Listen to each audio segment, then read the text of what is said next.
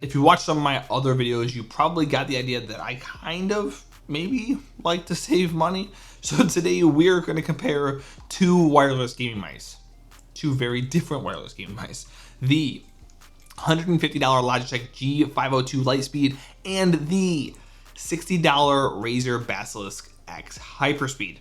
Should you pay twice as much for the G502 Lightspeed, or should you save some money and go with the Basilisk X HyperSpeed? Let's find out. Perfect.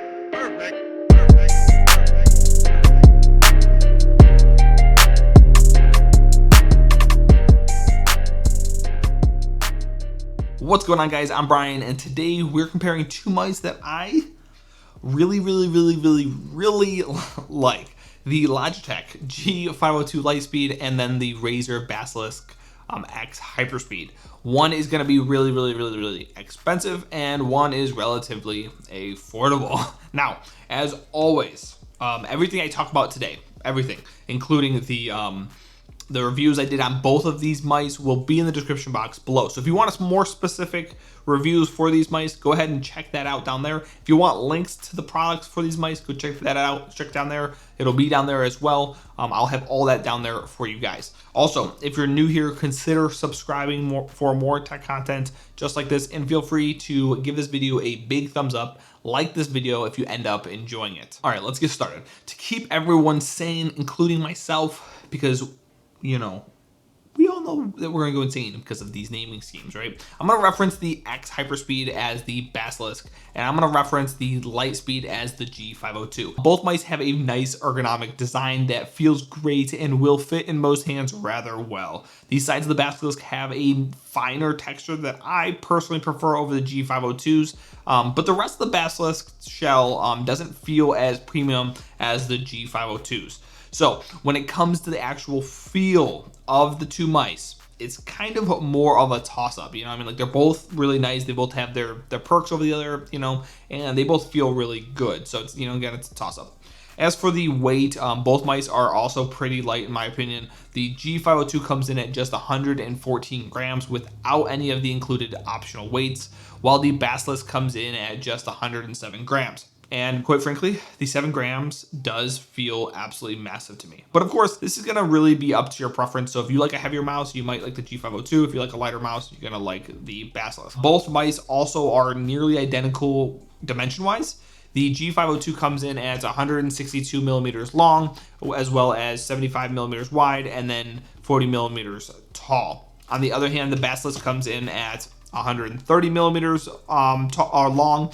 It's going to be 70 millimeters wide and then 42 millimeters tall. And like I said, they are basically identical in regards to the actual dimensions of the two mice. As for the build quality, both are very well made. There's honestly not much to compare here because they both feel, like I said, really nice and really well made. But the G502 does feel a bit denser and thus feels sturdier, feels nicer. The Basilisk kind of feels a little bit hollow, and it certainly doesn't feel as dense and as strong as the G502. I think the G502's build quality is going to last a little bit longer. Both of these guys also pack a good number of features. First off is going to be the sensor. The G502 comes with the Logitech Hero sensor, and the Basilisk comes with the Razer 5G optical sensor. Both sensors are very good sensors, and we'll get more into the performance of these in a moment, but I'll tell you right now, they are rock solid, and that's really all you need to know about it. Each mouse also has extra programmable buttons. The G502 has 11 total programmable buttons, while the Basilisk only has 6. This is probably the biggest difference between the two mice. Now, although I do prefer having the 11 available buttons on the G502, I actually do prefer the Basilisk side buttons. These side buttons, just how they stick out, they just feel really nice. I mean, there's nothing particularly wrong with the G502 side buttons, but the Basilisk side buttons just feel a lot easier to use, and I just like using them better. As for the remaining buttons, they are all pretty good, but I will say that the two middle buttons on the Basilisk mouse could definitely be a lot better. I don't like the middle click button, and I don't like this middle button that they have here. They just kind of feel mushy, and I'm not a big fan of them. Overall, though, I will say that the G502's buttons in general feel a little bit better than the Basilisk. All of them feel and click really nice compared to, the Basilisk feeling pretty good, but not nearly as good as what I feel like the G502s do. As I mentioned before, I don't really get why you would put RGB on a mouse, especially where your palm is going to rest. But for those of you who care, the G502 does have like the RGB logo as well as that little the indicator on the side.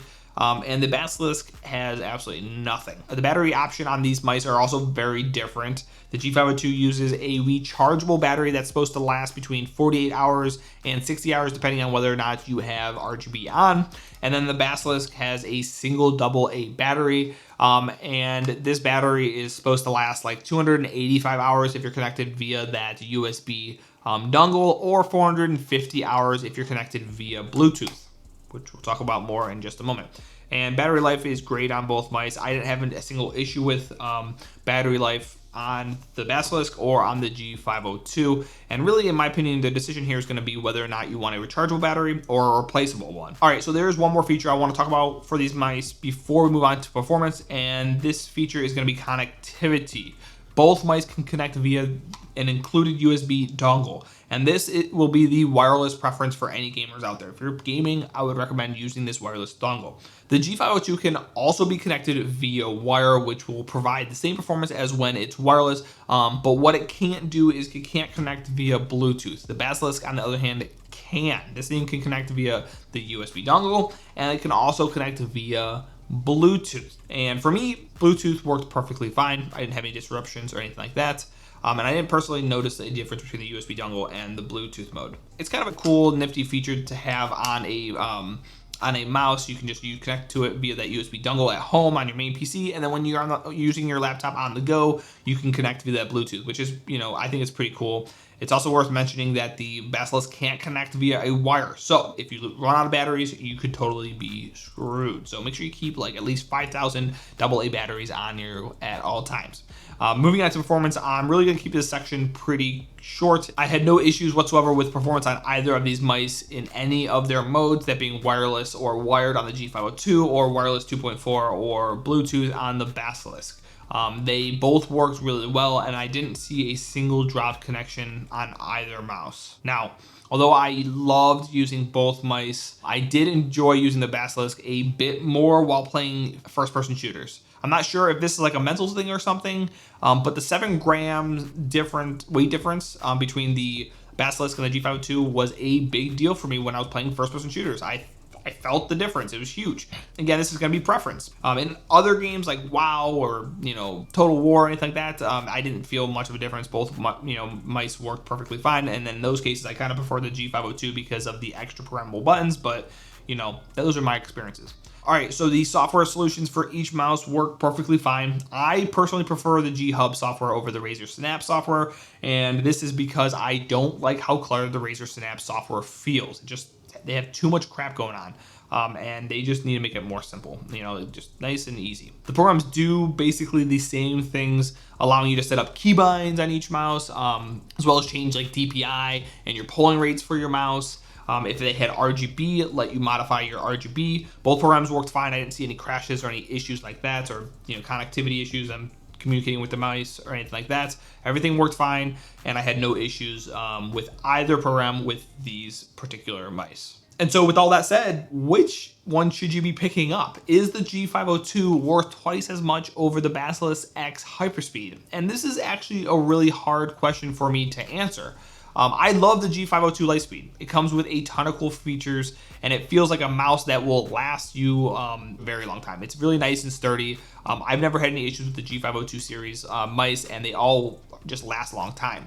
But it's super hard to recommend over the X HyperSpeed since it's $130, let alone when it's not on sale at $150. If the Lightspeed was right around $80 to $100, I could definitely recommend it over the $60 HyperSpeed, just because of the rechargeable battery, the extra programmable buttons, and the more premium feel. But it's not. It's $130 when on sale, and it's $150 when not on sale. And that's a lot more money. And you can be using that money on other parts of your build, whether you're improving your actual build or your actual keyboard, improving your keyboard or getting a better mic or whatever.